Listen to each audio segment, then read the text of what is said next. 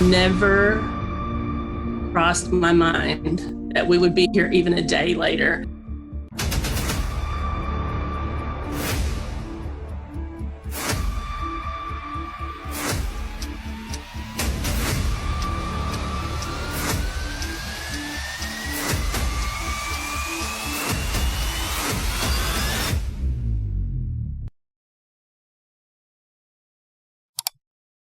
Alma, Arkansas, 1995.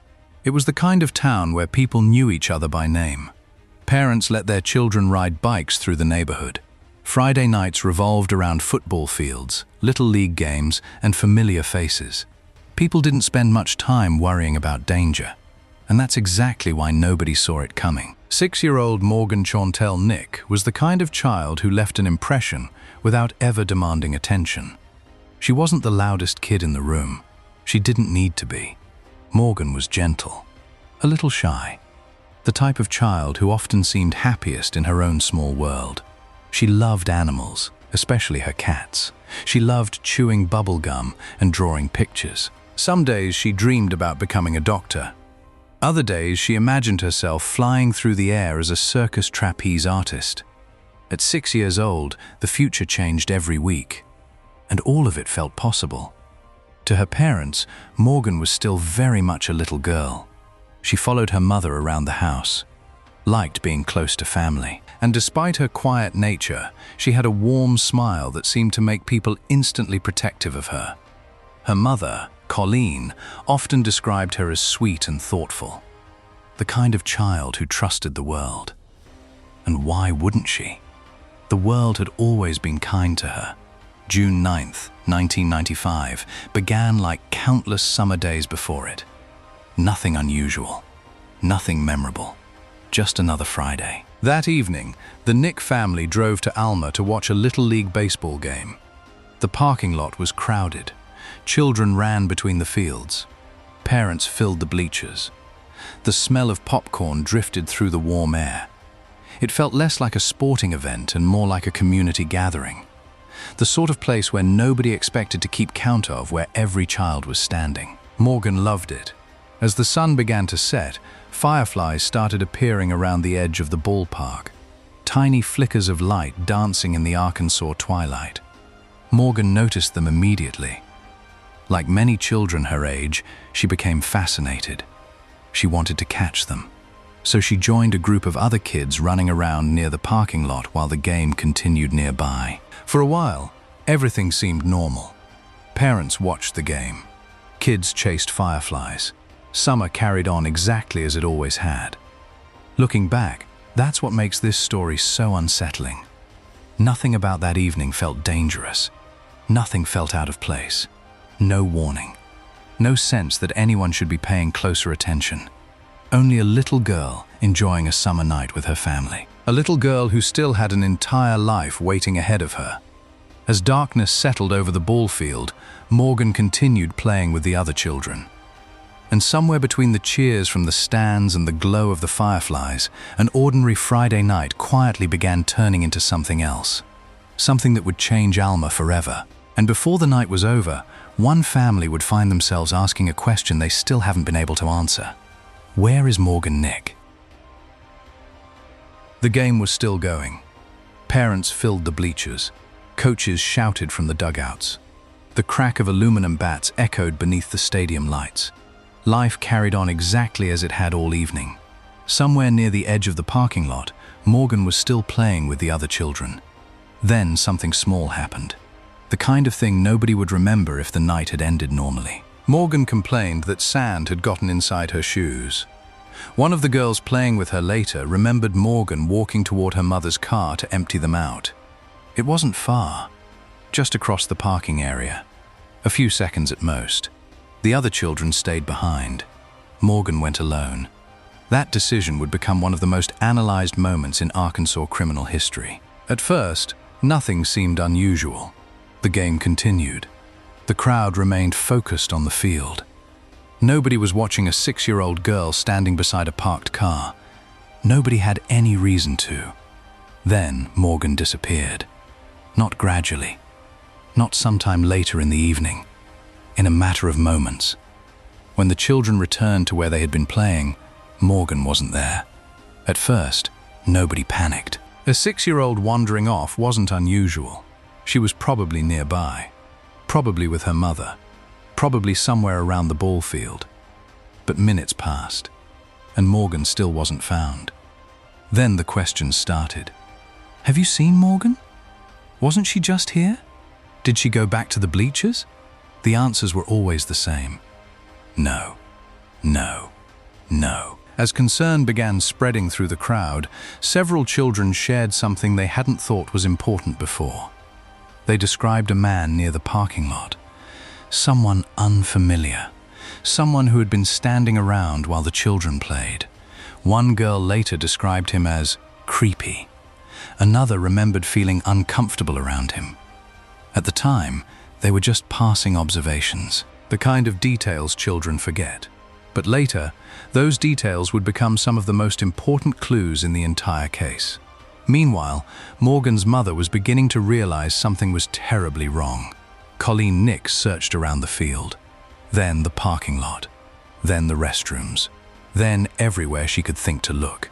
Each minute felt longer than the one before. The panic came quickly, and once it arrived, it never left. By 10:30 p.m., family members, coaches, parents, and volunteers were searching the area. Flashlights swept across fields. Voices echoed through the darkness. Morgan's name was called again and again. No answer. Then came another detail. Several witnesses remembered seeing an older red pickup truck with a white camper shell parked near the area where Morgan had last been seen. Nobody knew whether it mattered. Nobody even knew who owned it. But as officers began interviewing witnesses, the same vehicle kept appearing in different accounts. The truck, the stranger, the missing child. 3 pieces of a puzzle that didn't seem to fit together, yet somehow they were all connected to the same few minutes. At 10:51 p.m., police were notified. Officers responded almost immediately. Roadblocks began going up. Search teams were organized. The quiet summer night that had started with baseball and fireflies was suddenly transformed into something else entirely. A desperate search, a race against time.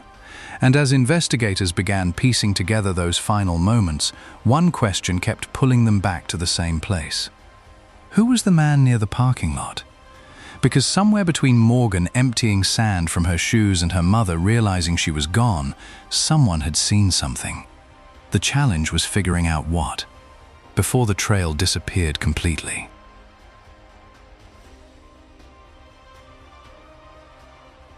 By midnight, the baseball field looked nothing like it had just a few hours earlier. The cheers were gone. The fireflies were gone. In their place were flashing police lights, search teams, and hundreds of frightened parents trying to understand how a 6-year-old girl could disappear from the middle of a crowded Little League game. The response was immediate. Within minutes of receiving the call, officers flooded the area. Roads leading out of Alma were monitored. Nearby fields were searched. Volunteers formed lines and combed through ditches, wooded areas, and open land surrounding the ballpark. Everyone believed Morgan would be found quickly. A frightened child, lost in the dark. Maybe hiding, maybe confused, maybe only a few hundred yards away. But as the hours passed, that hope began to fade.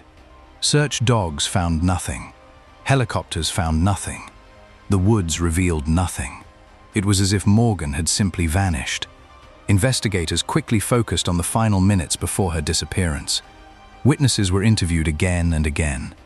Children, parents, coaches, anyone who might have seen something. Several details began appearing repeatedly in their statements. A man near the parking lot, an older pickup truck, a feeling that something had seemed unusual at the time, but not unusual enough to trigger alarm. The descriptions varied. The memories weren't perfect, but detectives kept returning to the same question. Who was the stranger near the ball field? As days turned into weeks, the investigation expanded far beyond Alma. Arkansas State Police joined the effort. The FBI became involved. Tips poured in from across the country. One day, investigators would receive a reported sighting in Arkansas. The next day, a possible lead from another state. Every phone call carried hope. Most ended in disappointment. The case quickly became one of the largest missing child investigations in Arkansas history. Thousands of leads were reviewed. Thousands. Yet none of them answered the one question that mattered. Where was Morgan? Years passed. The searches never completely stopped. Investigators dug up remote properties, examined abandoned structures, followed rumors buried deep in the Ozark Hills. In 2002, authorities conducted a major excavation near Boonville after receiving information they believed could be significant. Nothing. In later years, investigators searched properties in Oklahoma connected to persons of interest. Again, nothing. No body, no clothing, no grave, no evidence capable of explaining what happened after Morgan walked away from her friends that summer night. For Morgan's family, every search carried the same emotional cycle. Hope. Waiting. Then heartbreak. Again and again. Meanwhile, the case continued growing colder. The witnesses became older. Memories faded. People moved away. Some died. Yet one detail stubbornly refused to disappear. The truck. Nearly every major development seemed to circle back to it. An older pickup. Red in color. A white camper shell. A vehicle seen near the place where Morgan was last known to be. Investigators never forgot it. Neither did Morgan's mother. Because sometimes, in cold cases, a single detail survives long after everything else begins to fade. And nearly 2 months after Morgan disappeared, that detail would suddenly become impossible to ignore. A man named Billy Jack Lincks had just come to the attention of law enforcement, and what investigators discovered about him would change the direction of the case forever. At first, Billy Jack Lincks looked like just another lead. Then investigators began comparing details. The more they looked, the harder it became to ignore a troubling question. How many coincidences are too many? Billy Jack Lincks was not an unknown figure to law enforcement. He was an older man living in western Arkansas, a man with a troubling history, a man who had already attracted attention for behavior involving young girls. At first, investigators had no way of connecting him directly to Morgan Nick, but the details were difficult to ignore. The truck. Witnesses at the baseball field had repeatedly described an older pickup with a camper shell near the area where Morgan disappeared. Billy owned one, not identical in every account, not a perfect match, but close enough to make detectives pay attention. Then came something even more disturbing. Just 2 months after Morgan vanished, an 11-year-old girl in nearby Van Buren reported a terrifying encounter. According to investigators, Billy Jack Lincks attempted to lure her into his truck. The similarities immediately raised alarm bells. A young girl, a public place, a vehicle, an older man approaching a child. For detectives already searching for Morgan, the timing felt impossible to ignore. Suddenly, Billy wasn't just another name in a file. He was becoming a person of interest. Yet the deeper investigators looked, the more frustrating the case became. I have always believed that they're going to solve this case. They're going to find Morgan and that we're going to get justice for her. Because suspicion and proof are not the same thing. There was no eyewitness placing Morgan inside Billy's truck. No confession. No physical evidence capable of proving what happened that June night. Only questions. And every answer seemed to create new ones. If Billy Jack Lincks had nothing to do with Morgan's disappearance, why did so many details appear to point in his direction? But if he was responsible, how had he managed to leave so little behind? For years, investigators wrestled with those questions. Meanwhile, Billy faced consequences for the attempted abduction case. A jury convicted him. He was sent to prison. But Morgan Nick's name was never attached to those proceedings. Not officially. Not legally. The mystery remained untouched. Then, in 2000, Billy Jack Lincks died behind bars. And with his death, something important vanished as well. The possibility of ever asking him what happened. No more interviews. No more interrogations. No chance for a confession. If Billy knew the truth, he wasn't talking. And now he never would. For some investigators, that felt like the end of the trail. For others, it felt like the beginning of a much larger problem. Because despite years of investigation, nobody could answer the question that mattered most. Was Billy Jack Lincks the man who took Morgan Nick? Or was investigators' strongest suspect simply another dead end in a case full of them? The years that followed would only make that question more difficult to answer, because the case now had something unusual. A suspect, a vehicle, a pattern, and yet somehow, still no Morgan. Of missing children like Morgan who are abducted by a stranger, who are missing more than 2 years, the probability that they will come home is only 2%. The possibility is that 2% do survive. That means that until someone can prove that Morgan didn't survive, the possibility remains. Morgan Nick would be 36 years old today. Just sit with that for a moment. 36. Old enough to have built an entire life of her own. Old enough to have a career, a family, children who might now be close to the age she was when she disappeared. But that never happened, because in the minds of most people, Morgan remains exactly where she was on June 9th, 1995, 6 years old. A green Girl Scout shirt, white tennis shoes, fireflies dancing in the Arkansas darkness, frozen in time. That is the gap at the center of this case. Not simply the gap between a suspect and a conviction, but the gap between the life Morgan should have lived and the life she never got the chance to have. Every year that passes makes that absence larger. There was no 7th birthday party, no first day of high school, no driver's license, no graduation photograph, no wedding, no ordinary moments that quietly become a life. Instead, there is only a single summer night that refuses to end. For Morgan's family, time kept moving forward. The world changed. People grew older. The little girls who played beside Morgan that night became adults.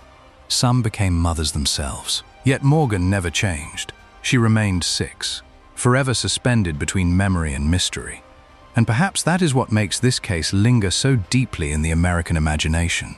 Not because it is the most complicated, not because it is the oldest, but because it feels unfinished. Human beings are wired to expect endings, answers, resolution. This case offers none of those things. Only a child who disappeared, a family that never stopped waiting, and a question that has echoed across nearly 3 decades. What happened after Morgan walked away from her friends? Somewhere, an answer exists. Maybe in a memory someone never shared. Maybe in a place investigators haven't searched. Maybe in a detail that seemed unimportant at the time. Whatever the truth is, it has remained hidden for a very long time. But hidden is not the same as gone.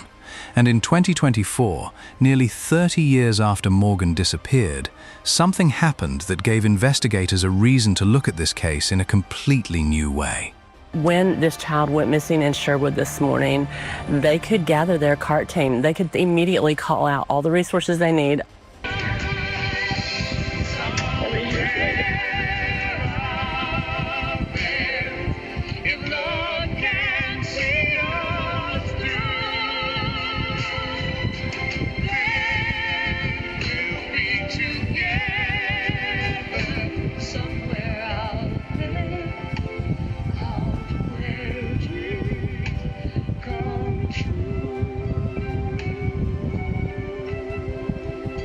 That they would know what to do, that they would figure this out, that we would have Morgan back right away. It never crossed my mind.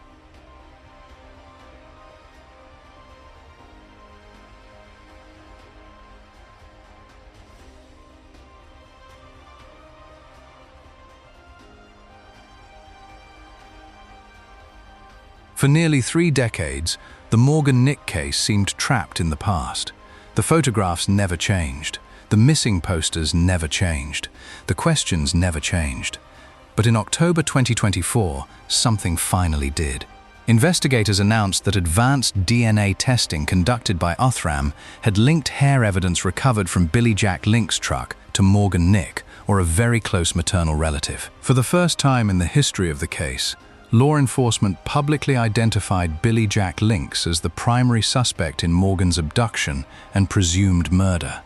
It wasn't the ending many people had hoped for. There was no arrest, no confession, no courtroom, no opportunity to confront the man investigators now believe may have stolen a little girl from a crowded ball field. Billy Jack had been dead for nearly 25 years.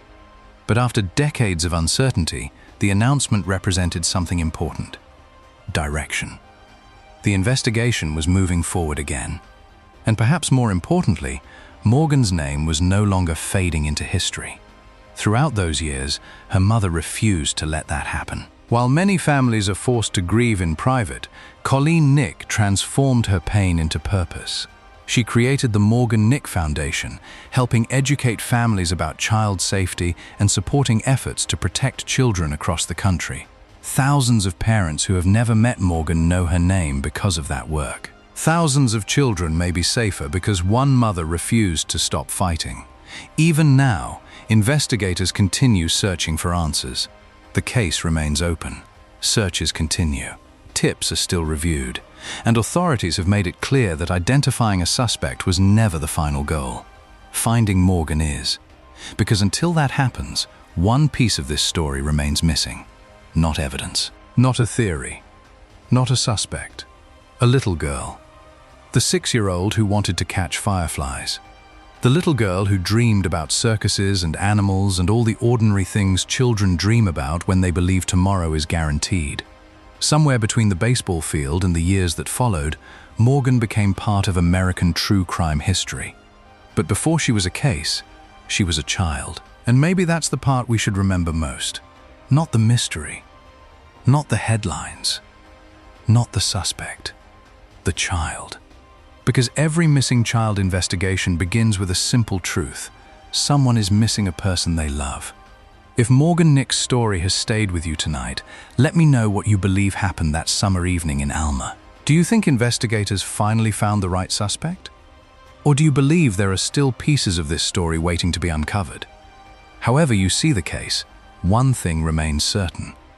Somewhere, the final chapter of Morgan Nick's story still exists. And as long as people continue asking questions, sharing her story, and refusing to forget her name, that chapter has not been closed yet.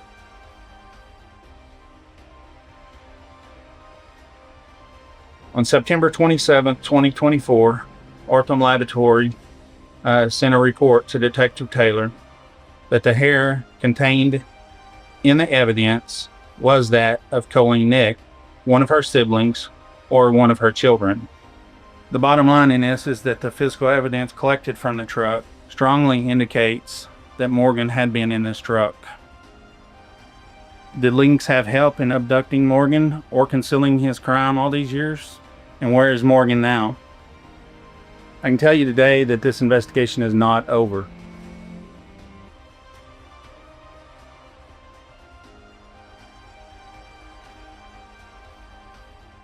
What I have to say about Billy Jack Lincks is that he stole Morgan from me. He stole her from her dad. He stole her from Logan and Tarrant. But he didn't see that he could never win. Because our love for Morgan, her memory and her voice outlasted his life.